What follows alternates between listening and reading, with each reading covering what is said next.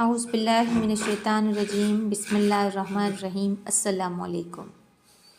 या रब, ए काश मां तोखे तुंहिंजे लाइ प्यार कयां। ए काश मां मानी हिन जहान जी खावां पोरियो ॿिए जहान लाइ कयां। ही जहान तफ़ानी आहे, आरज़ी आहे। ए काश मां इन ते एतिरो वक़्तु सर्फ़ कयां जेतिरे जो उहो मुस्तहिक़ आहे। ए काश मां तो लाइ ककर कारोबार न ॻोल्हियां ऐं मुंहिंजे कमरे में ई मूंखे तुंहिंजो वजूद महसूस थिए।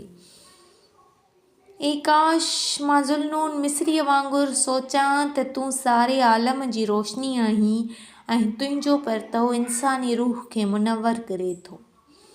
ए काश मां इहो वीचारियां त ही ज़िंदगी फ़क़ति तो लाइ आहे ऐं तुंहिंजी वहदत मुंहिंजी ज़िंदगीअ जो मरकज़ी नुक़्तो रहे। या रब, मां तोखां अलॻि छा आहियां? तूं अबदी आहीं, तूं ई हर कमाल जो मज़हर आहीं।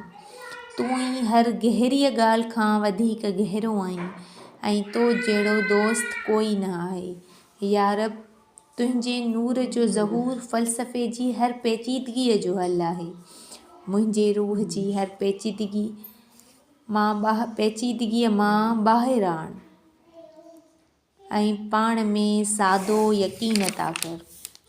या रब, तूं ई उहा सची रोशनी आहीं जा हर रूह खे मुनव्वर करे थी। या रब, मां हर दोहराए खे चवां थो त घबराए न। तौबा जो दरवाज़ो हर वक़्तु खुलियल आहे ऐं तुंहिंजे पोयां पसां ताईं तो ते न ॿूटबो। आउं उन्हीअ खां कंध झुकाए अंदरि आ ऐं इहा शमा ॾिस जा तो में ॿरी रही आहे। मौत जे मुंहं में दिलेरी जो इज़हार बि एतिरी ई बेमायना आहे जेतिरो मायूसीअ जो। या रब, ही मुंहिंजा दोस्त आहिनि जिन में नेकी बि आहे ऐं बदी बि आहे, जिन मां के बदीअ खे नेकीअ जो ज़रियो सम्झनि था। उहे ॿ चिटा आहिनि ऐं का बि इंसान ज़ात लाइ मशल जलाए नथा सघनि।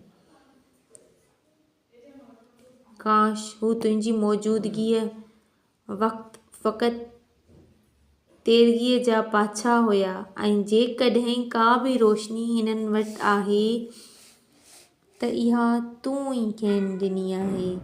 या रब, जीअं मुसाफ़िर कुहमरी जे पहाड़ ते बि हेठि ककर ॾिसंदा आहिनि, ईअं असां पथराई ज़मीन ते पेर पुख़्ता करे हेठि उहा ऊन्ही खॾ ॾिसी सघूं था जंहिं में किरी को बि न मोटियो आहे। या रब, तुंहिंजी मौजूदगीअ जो अहसासु ई सारो कोहीड़ो हटाए थो ऐं जॾहिं तूं इंसानी रूह में चंड वांगुरु निकिरी थो त अंधकार बाक़ी नथो रहे। या रब, मूंखे पंहिंजी मौजूदगीअ जो अहसासु ॾे, रोशनीअ जो अहसासु ॾे ऐं उन्हीअ ख़ामोशीअ जो अहसासु ॾे जंहिं में तुंहिंजा गीत ॿुलंदा आहिनि। या रब, मूंखे ॿियाई खां पासे रख। ॿियाई जहिड़ी ॿी बुराई कान आहे। ॿियाई तीरगी आहे जा हर शमा खे, हर मिशल खे उझाए छॾींदी आहे। मूंखे ॿियाई खां पासे रख। आमीन या रब्बुल आलमीन।